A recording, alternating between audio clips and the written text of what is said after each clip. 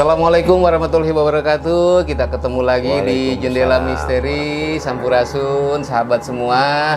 Sekarang berdua dengan Kang Eman yang banyak banget pengalamannya nih, Kang Eman. Alhamdulillah pengalaman. Mudah-mudahan bermanfaat buat sahabat semua ya, gitu. Betul. Untuk edukasi juga sih, gitu. Nanti kesana-sananya Kang Eman bakal banyak membongkar hal-hal kayak begini nih, gitu ya. Insya Allah. Amin, insya Allah. Nah, gini, sebelum cerita Kang Eman, saya juga punya pengalaman sebetulnya. Apa kayak gitu. Jadi gini, saya pernah mengalami penampakan ya. Itu 4 kali kalau nggak salah, ya 4 kali. Gitu, dari kecil sampai dewasa. Tapi kalau suara-suara mah sering. Ya, udah. Tapi lumrah lah ya gitu ya, umum gitu. Dilempar pasir juga saya pernah. Lewat kebun bambu, dilempar saya pasir. Bener pasir tapi rambut tuh. Nah, ini yang penampakan aja ya. Jadi waktu saya umur sekitar 2 tahunan apa 3 tahun gitu ya, masih kecil banget, tapi walaupun itu udah lama ya, yang begitu mah masih ingat loh sampai sekarang. Pasti terngiang-ngiang, Itu kenapa ya wajahnya tuh sampai sekarang masih inget. Ibu-ibu cantik sih. Alhamdulillah nggak pernah ditampakin yang wajah gimana, cantik. Nah, makanya bedanya masalah kita bercerita tentang gaib dengan realita yang ada, anehnya seperti itu. Karena hal-hal seperti itu pasti karena naluriah kita, batin kita yang melihat sendiri, dan istilahnya dibilang pasti itu memang keyakinan. Karena pada saat itu kita tidak sadar bisa melihat seperti itu, maka akan selamanya terngiang-ngiang hal seperti itu gitu. Makanya sampai tua pun gitu. Iya, itu waktu kecil jadi gini kejadiannya. Masih sore lah, sekitar jam 10 malam mungkin ya. Kalau rumah zaman dulu kan ada pintunya tuh suka ada jendelanya tuh kan, yang kaca itu kan. Nah, di kaca itu tersenyum ke saya tuh. Saya nangis sama kecil kan, saya takut. Nangis saya. Keluar semua kakak saya, bapak saya keluar semua. Kenapa itu apa itu gitu. Sampai mereka bukain pintu, mana nggak ada apa-apa. Itu kebuka kan nggak ada apa-apa tuh, ikut kebuka kan si yang kacanya itu. Begitu ditutup lagi, sampai akhirnya saya dibopong sama bapak saya ke kamar, udah ditidurin. Nah di situ pertama tuh pengalaman tuh. Pengalaman kedua masih kecil juga tapi nggak terlalu kecil. Waktu itu sekitar kelas 6 SD lah. Ya. Berarti udah agak ngerti juga ya. Agak ngerti. Nah, biasalah kalau kita habis sholat subuh bareng-bareng sama temen-temen nih kan, ada 6 orang tuh habis sholat di masjid tuh. Nah, kita suka mungut ini buah Ambon, tau nggak, di kebun raya? Iya. Jadi di kebun raya itu kan pas yang turunan itu yang rumput luas itu, nah itu ada pohon Ambon tuh, gede banget pohon itu. Dulu sih namanya Ambon gitu. Nggak tahu ya itu pohon apa kalau sekarang ya. Sekarang udah nggak ada, nggak pernah dengar lagi saya. Jadi buah Ambon itu kan enak tuh, wangi gitu kan, ukit gitu kalau udah mateng. Ceritanya, kita mungut Ambon. Wah, pagi-pagi lagi musim Ambon waktu itu, buah itu. Nah udah tuh, akhirnya kita masuk kebun raya. Kan dulu kebun raya pagarnya tuh nggak terlalu tinggi ya. Istilahnya kalau bahasa Sundanya tuh bisa mancal gitu. Begitu turun ke bawah, teman-teman ngelihat semua, udah ada yang ngeduluin katanya. Itu lihat ibu-ibu, bukan ibu-ibu sih, nenek-nenek. Nenek-nenek itu lagi mungutin tuh, kan agak jauh tuh kelihatan mungutin si buah Ambon yang jatuh itu di bawah pohon itu. Kan terang itu, terang malam juga kelihatan gitu terang. Nah, anehnya begitu mungut di sini, ngilang, muncul di sini, ngilang lagi, muncul di sini. Kok kayak sekarang film The Flash gitu loh, ngilang. Itu semuanya serentak gitu, enam-enamnya tuh sama temen-temen tuh langsung teriak langsung curi, langsung balik lagi bisa itu, berlarian tuh pulang ke rumah tuh masing-masing. Nah itu pengalaman kedua. Pengalaman ketiga udah dewasa malah. Waktu itu kan saya pernah ngontrak di Jakarta nih, di daerah Krukut namanya. Ada tuh daerah Gandul, sananya Krukut. Nah saya ceritanya habis lembur nih. Habis lembur malam Jumat, hujan itu bukan rincik-rincik, agak gede sedikit. Betul. Dari rintik. Nah jalanan kan rusak tuh ke arah Krukut. Saya pakai motor ceritanya. Wah udah jalanan rusak gitu. Nah ada satu wilayah di situ. Kalau saya dari arah Gandul ke Krukut itu, mungkin orang Krukut tahu lah itu. Dari arah Gandul ke Krukut itu sebelah kiri itu ada gerbang perumahan. Kemudian ada pohon besar di sebelahnya. Di seberang jalannya tuh ada kios-kios tuh. Waktu itu masih ada cuma 2 kios sih. Sekitar jam setengah 1-an malam lah. Ceritanya hujan-hujan tuh saya ngelewat situ, tanpa sengaja saya noleh ke sebelah kanan, ke kios-kios itu. Gitu. Itu ibu-ibu. Enggak ibu-ibu sih, sekitar 45 tahunan lah. Cantik tapi nggak serem, cantik. Pakai kebaya, pakai sanggul. Jadi merinding saya nih. Dia pakai kebaya warna krim, kemudian ke bawahnya itu agak coklat-coklat, lebih coklat. Tahu nggak Kang? Begini duduknya Kang. Kayak laki-laki. Ngeliatin ketemu mata sama mata begini. Wah, serem banget. Serem sebetulnya. Begitu saya noleh, saya langsung buang muka kan. Mikir, ini orang bukan. Mikir saya sepanjang jalan, ini orang bukan nih gitu. Apa iya kan waktu itu masih zaman-zaman dulu kan masih suka ada di situ tuh ibu-ibu yang ke pasar gitu ya, yang mau belanja apa gitu. Tapi apa iya malam-malam hujan-hujan begini sendirian? Itu sampai saya sambil jalan nih noleh ke belakang takut jeleg ada di boncengan. Takut ngikut ya. Takut. Aduh, ini orang bukan sampai rumah. Udah sampai rumah ceritanya. Udah saya lupa lah gitu ya, lupain lah.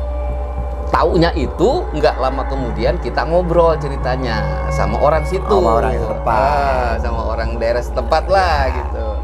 Namanya Madani. Halo Madani, kalau masih inget kita ngobrol dulu di kantor. Nah ngobrol-ngobrol gitu, cerita-cerita kayak gitu. Saya cerita, iya, dan saya bilang, saya itu pernah ketemu ibu-ibu di situ, langsung ditembak sama dia. Di daerah itu kan saya sebutin kan. Pakai kebaya krim, kata dia. Ke bawahnya coklat, pakai sanggul. Bengong saya. Kok tahu gitu? Wah, bukan cuma lu Kang, katanya. Banyak orang ngelihat, biasanya tidak di situ. Untung yang dilihatin ke saya tuh lagi duduk di kios. Kiosnya terang. Biasanya duduk uncang-uncang di gerbang rumahnya. Sambil nyanyi-nyanyi. Kalau enggak di atas pohon sebelahnya. Wah, saya bilang, jadi yang ketemu saya bukan manusia. Bukan, orang sering itu lihat penampakan. Masya Allah, untung yang dilihatin saya di situ. Kalau saya ngelihatnya lagi uncang-uncang di atas, pasti udah tahu. Saya takut. Itu lucu itu. Jadi saya masih ragu itu manusia bukan waktu itu ya. Sampai rumah itu masih mikir, waduh, alhamdulillah cuman gitu aja. Tapi wajahnya sampai sekarang saya masih sampai terngiang-ngiang ya. Yang dulu yang kecil dia masih. Untungnya diperlihatkannya wajahnya itu bukan wajah yang serem ya. Cantik itu. Usianya sekitar sama gitu, 45-an waktu kecil juga sama, 40-45 lah gitu, ibu-ibu separuh baya gitu. Nah yang ketiga nih, yang keempat ya. Ini jadi saya yang cerita nih, nggak apa-apa ya. Nggak apa-apa, pengalaman. Nah yang keempat, saya kan pernah tugas di Batam. Ceritanya, jadi ruangan saya itu ini pintu, saya ngadep tembok, ini komputer ya. Terus di belakang itu ada sofa. Ceritanya malam Jumat juga waktu itu. Sekitar jam 8-an, masih sore. Yang lain udah pada pulang, jam 5 juga banyak yang pulang. Tapi suka ada juga yang agak malam gitu ya. Mereka masih pada kerja. Saya lagi asik di komputer, tiba-tiba teman saya masuk tuh. Kan kelihatan banget ini pintu. Si James tuh anak buah tuh, masuk aja si James. Nah, langsung duduk mungkin di sofa ya. Udah saya ngeberesin dulu, udah gitu. Saya nggak nanya gitu, dia juga nggak ngomong, ujug-ujug masuk aja. Udah selesai, saya ke belakang dong, sambil ngomong, ada apa James? Gak ada orang. Gak ada orang ya? Ini siapa yang masuk? Asli, itu si James, saya kenal banget itu. Yang di Batam tuh teman saya itu tahu tuh si James siapa. Hati-hati James, ini belum cerita nih sama si James nih. James kalau nonton nih, wah ada nyerupain gue. Asli itu si James. Waduh ternyata, wah gak ada. Wah, jangan-jangan tanda-tanda, saya bilang. Langsung saya beresin, komputer matiin, beres-beres langsung pulang saya. Ya kemungkinan itu yang dikatakan Korin tuh seperti itu ya. Gitu ya tapi kan orangnya masih hidup sebetulnya. Tapi kan sampai sekarang si Jam masih hidup. Walaupun orang itu masih ada, tetap yang namanya orang dia tidak sadar dengan punya kelebihannya sendiri, ya bisa lah menyerupai hal seperti itu. Tapi kan dia tidak mengganggu. mengganggu, cuman lewat nunjukin kayak memberitahu, aja. nunjukin aja gitu, Ya, tahu gitu. mungkin juga itu baik mungkin ya, memberitahu saya udah pulang takut gimana mungkin gitu kali. Saya disuruh pulang waktu itu kali ya, saya langsung pulang. Nah itulah pengalaman 4 kejadian penampakan yang pada saya alami. Kalau suara-suara mah banyak Kang, dari kecil juga sering, tapi kalau penampakan tuh baru 4. Iya, ini juga saya nambahin kan sedikitnya cerita masa lalu juga. Kita jangan dulu nerusin yang kemarin ya. Kita cerita sedikit agak panjang nih. Model A kan pada saat umur sekian ketemu, bahkan saya lebih dewasa dari itu. Orang udah bisa ngaji kasarnya Quran atau istilahnya tajwid, berarti kan standar kelas 5 sampai kelas 6 SD ya. Pada saat itu pengajian kan cuma satu ya di kita, namanya Al Khairiyah. Yang di atas itu tuh RT 2 ya, yang saya di daerah Loji gitu. Nih sebentar, ini Loji Sinang Barang Bogor ya. Bogor. Loji Sinang Barang. Nanti orang bilang Gang Karim. Mana nih? Gang Karim tuh lebih lengkap lagi. Gitu. Nah terus Pada saat itu kan kita ngaji itu ada tahap-tahapannya. Karena saya itu waktunya adanya habis asar dengan habis isya, jadi saya ngaji 2 kali. Yang pertama saya ngikut madrasah anak-anak umum, pelajaran ya model hikam gitu, fikih segala macem gitu kan, sama ustadznya itu diajarin. Nah yang malamnya itu kiroat gitu kan, namanya ustadz ya, saya inilah ya takutnya ini. Mungkin ada yang belum tahu tuh kiroat itu apa? Kiroat itu semacam ragam najoman, semacam baca Al-Quran gitu. Baca Al-Quran. Kan pulangnya itu kan saking asiknya kita belajar kayak begituan, walaupun gurunya udah nggak ada. Cek Sundana teh mah urang haleuangan we di musola teh nya gitu, nggak sadar untuk pulang gitu. Jadi saya itu rumah saya itu paling ujung dan cuman satu pada saat itu. Mungkin tahun 85, 87 ya. Itu rumah saya itu paling ujung satu. Bahkan banyak pohon-pohonan besar, terutama pohon-pohon duku, duren. Ya bambu jangan dikatain dah, semuanya hampir seluruhnya bambu gitu. Banyak banget sih, apalagi zaman dulu ya. Zaman sekarang dulu, aja masih gitu. Masih ada sekarang aja. Saya pulang itu kan dengan ceritanya dengan keberanian. Cuman pas sampai mau ke rumah jarak kurang lebih 50 meter, saya panggil nama Umi kan, gitu karena takut, karena gelap gitu kan. Satu pada saat itu listrik belum masuk gitu. Kalau yang mampu kan punya pertomak atau apa. Kalau kita kan cuman lampu-lampu cempror dari minyak tanah itu. Saya panggil Mi gitu kan setiap pulang ngaji itu. Nah, setiap saya panggil nama Umi itu, yang jawab itu suara harimau. Waduh, bayangin coba. Siapa yang nggak kaget? Gitu. Nah, saya panggil pada suara harimaunya gimana? Grrr, apa ngomong apa gimana? Jadi kayak ngegaung. Setiap dia gitu, setiap dia itu keras sampai tanah itu bergetar. Gitu. Itu setiap 3 kali saya bilang Umi, dia jawab 3 kali. Akhirnya kan saya kocar-kacir ke atas lagi lari. Kan? Lari. Kembali ke musola. Nangis kan, di musola udah nggak ada orang. Gitu. Saya nangis. Akhirnya ke Pak Ustadznya ya. Sekarang almarhum Ustadznya. Bahkan di makamnya depan rumah saya. Akhirnya diantar pulang. Nyampe. Jangan takut sama kayak begituan. Pulang aja, dianterin sama Ustadznya pulang. Saya sampai ketuk-ketuk tuh pintu Ustadz. Ternyata pengalaman itu setiap saya pulang ngaji. Jadi saya dijemput setiap saya memanggil ibu itu yang jawab beliau gitu. Nah, pada saat terakhir keberanian saya datang, akhirnya saya tidak minta antar lagi karena saya sudah nyata ngelihat dia turun dari pohon pala itu, bener dia bentuknya seperti itu. Itu gimana tuh bentuknya tuh? Bentuknya ya kurang lebih sebesar anak sapi ya.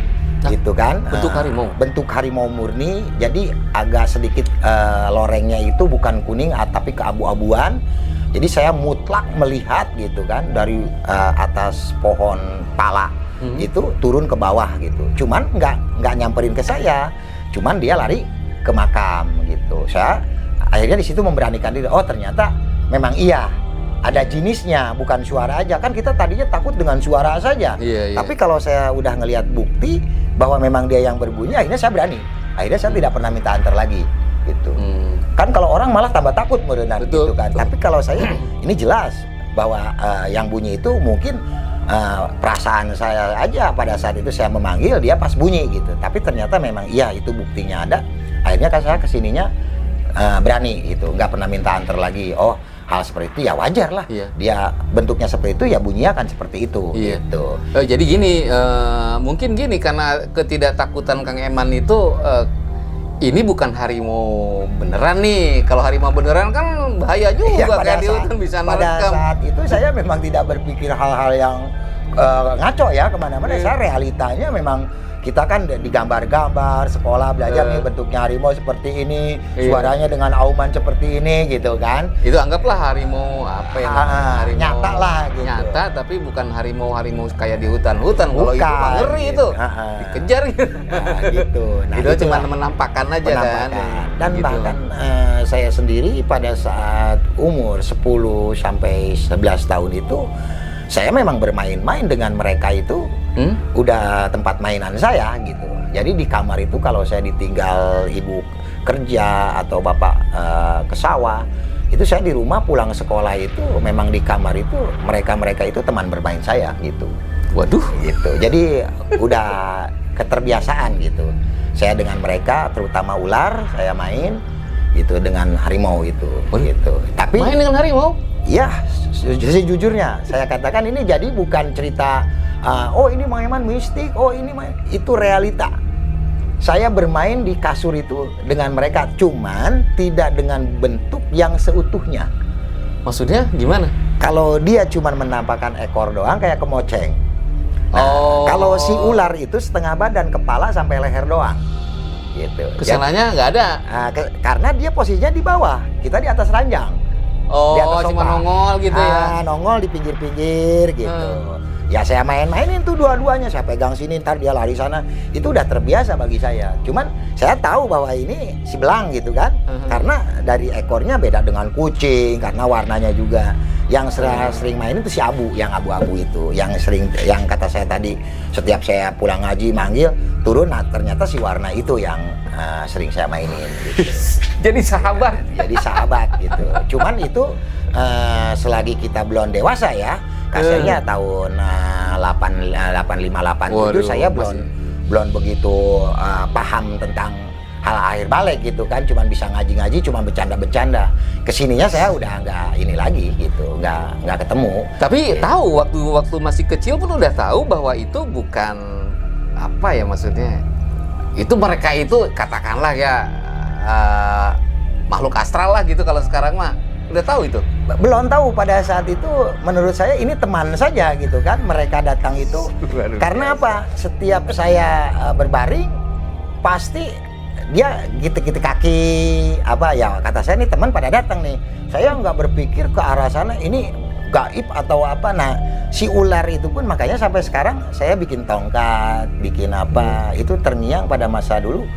Itu saya berteman dengan si kobra itu, makanya saya sama ular berani, cuman geli doang. Ya, istilahnya bukan nggak berani megang, tapi saya geli gitu. Itu memang kayaknya saya mungkin berapa tahun main dengan dia itu udah nggak ada rasa takutnya, udah rasa, cuman ya kata saya itu cuman kayak boneka aja gitu, di comel-comel gitu. Nah, kita lanjut ke tadi cerita apa namanya yang tadi saya pernah ketemu peri di Cibanten jembatan itu. Siluman ular. Sebentar ular ya. Kan jadi gini nih, yang belum nonton makanya tontonlah episode yang lalu. Makanya jangan lupa subscribe ya, biar nggak kehilangan tuh. Jadi kita pernah cerita ketemu dengan Kang Eman di beberapa episode yang lalu. Kang Eman ini pernah diajak kawin ya, sama ya makhluk gitulah. Itu ternyata ular gitu kan. Wanita cantik lah. Ternyata ular. Nah, pada saat mewujudkan aslinya waktu itu belum diceritain emang. Begitu Kang Eman ngelihat, wah ternyata itu ular, kan dilempar pakai belati. Saya juga belum sempat nanya waktu itu. itu ular itu ketika dilempar lari menghilang apa bagaimana? Nah, biar Kang Iman yang cerita lah itu waktu dilempar belati itu gimana itu? Jadi pada saat dilempar belati itu memang wallahu alam ya, kita tidak kalau kata orang menembak atau memanah tidak memperhatikan apa yang kena ya pada saat itu. Cuman pada saat itu memang saya tepat di lehernya dan darahnya itu keluar. Kenapa tadi saya cerita sampai belati saya itu yang sangkur komando itu pengasih dari orang nggak saya ambil lagi, memang tertancap gitu kan. Bahkan si ular itu ekornya itu sampai melonjak-lonjak ke atas gitu. Gitu. Mati dong? Mati, ya, insya Allah menurut saya mati karena keluar darah gitu. Nah itu sebentar, apa ketidaksengajaan karena refleks sehingga si beliau itu jadi mati apa bagaimana? Sebetulnya mah refleks ya. Memang refleks. Kalau menurut orang tua saya gitu kan, yang dituakan oleh saya pada saat itu memang harus dibunuh katanya, karena itu memang jenisnya siluman.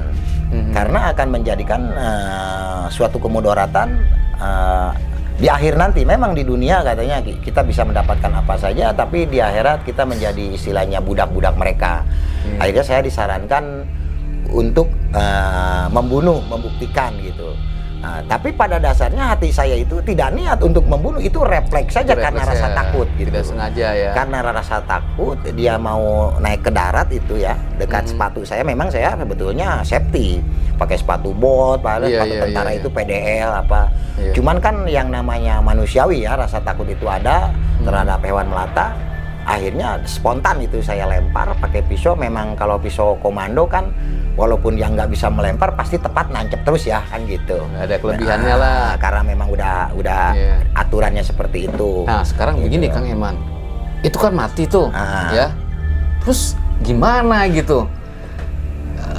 Nah, apa nggak ngarah yang lain-lainnya? Sebetulnya saya tadinya tidak berpikir tentang masalah dendamnya makhluk seperti ini gitu kan. Kalau dia aja udah mati, karena dia udah mati. Walaupun makhluk itu kan tetap aja bisa mati. Tapi setelah itu saya diberikan mimpi yang istilahnya benar-benar mimpi yang sangat menakutkan. Setelah saya membunuh itu, pertama saya mimpi itu saya digebukin orang sama 7 orang sampai berdarah-darah, tapi saya tidak mati. Itu pertama itu. Dan mimpi itu ternyata pada saat malam saya mimpi digebukin orang itu, ternyata orang tua saya pun sama, katanya saya mimpi digebukin sama 7 orang. Akhirnya orang tua punya kesimpulan, yang dimatiin ini Man hati-hati katanya. Kamu ini ada dampak dari perilaku kamu, bahkan kamu akan dibenci oleh teman kamu sendiri gitu, karena dampak dari perilaku kamu, katanya bilang gitu. Saya bilang namanya orang tua pribadi, itu orang tua pribadi ya, bukan orang tua sepuh saya yang saya guruin, tidak. Akhirnya saya berpikir sampai orang tua beramanat lagi kepada saya, awas hati-hati di kerjaan. Ternyata malamnya saya tidur di masjid itu di pinggir jembatan yang ketemu dengan si peri itu, saya mimpinya lebih aneh lagi di situ. Saya ngelihat ada pancuran-pancuran zaman dulu gitu kan. Itu banyak perempuan mandi pada telanjang bulat dengan seumuran yang sebaya semua gitu kan. Nah saya lewat di atasnya. Oh rezeki dong. Lewat di atasnya. Tapi pada saat itu kita tidak berpikir, padahal saya udah punya anak istri ya. Tapi namanya pemikiran kesahwat itu saya tidak ada. Kenapa pas lewat beberapa pancoran, ternyata si orang-orang itu jadi anak buaya semua. Gitu loh. Oh itu beda jenis tuh ya. Jadi anak buaya semua, semuanya nerekam ke saya. Ada yang gigit tangan, ada yang leher, itu. Itu lagi tidur tuh? Apa terbangun apa gimana itu? Saya tidak terbangun, lagi tidur di masjid itu, gitu. Lagi tidur di masjid, itu mimpinya seperti itu. Oh masih mimpi? Masih mimpi. Itu saya dari ujung sampai ke ujung, ternyata yang saya jagain itu dikeliling sampai perumahan yang sekarang jadi ruko tuh depan pom bensin. Ternyata itu dulunya pancoran itu berjajar di situ gitu. Di alam dianya itu, di alam dianya. Oh, berarti di sana ternyata apa perkampungan atau apa? Wallahu alam, menurut saya ya boleh dikatakan itu perkampungan makhluk kayak begitu gitu. Makhluk kayak begitu. Terus udah pada malam itu ya udahlah mimpi seperti itu, saya bilang, saya ngomong lagi ke orang tua, wanti-wanti aja katanya, itu marah bahaya katanya. Iya. Ada apa namanya, Ada dendam ada lah. kendala daripada diri kita, entah itu orang iri atau dari masalah kita pribadi, pokoknya lu penuh masalah aja katanya gitu. Itu awalnya berdampak dari ngebunuh Ular itu gitu. Nah, pas saya malam, yang namanya orang jaga suka iseng ya nyari burung kan pada saat itu. Ini nyata nih, Nah, bukan nyata, mimpi nih. bukan mimpi. Iya. Jadi di situ kan ada pohon randu, kemungkinan sama 3 orang itu nggak ketangkep. Gede banget ya. Gede. Bahkan di bawahnya itu ada empang kecil punya orang kan. Nah, kasarnya memang pada saat itu belum jadi perumahan, baru kapling. Jadi termasuk lahan perumahan juga, cuman pada saat itu masih diurus sama warga. Di situ saya kan suka nyari burung kalau malam iseng gitu kan. Dulu zaman senang-senangnya main burung. Nah, di situ realita itu mah asli, ketemu ular panjangnya kurang lebih 2 meteran, ular hijau. Saya matiin. Nah, yang bingung, saya ngelihat belibis segede angsa itu berdua di bawah pohon randu itu lagi mandi. Suaranya itu Masya Allah, saya sampai merinding dan saya ngintip sendiri. Itu terbangnya kemana, hilangnya kemana, saya nggak tahu. Pada saat saya itu di situ, itu terakhir. Suaranya kayak gimana tuh? Masih inget nggak?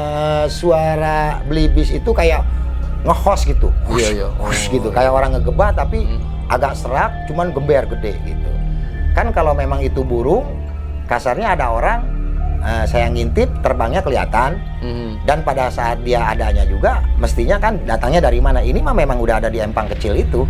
Itu saya seumur-umur jaga di situ hampir 2,5 tahun, baru terakhir ada itu belibis di situ. ada belibis di situ. Jadi, nah akhirnya kan saya punya kesimpulan, nanya ke orang tua, memang betul.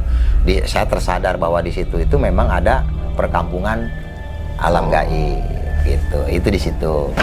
Oke, sahabat misteri, itu dia cerita dari Kang Eman. Masih banyak cerita yang lebih menarik lagi. Makanya jangan lupa di subscribe biar nggak ketinggalan nih ceritanya nih, ya kan?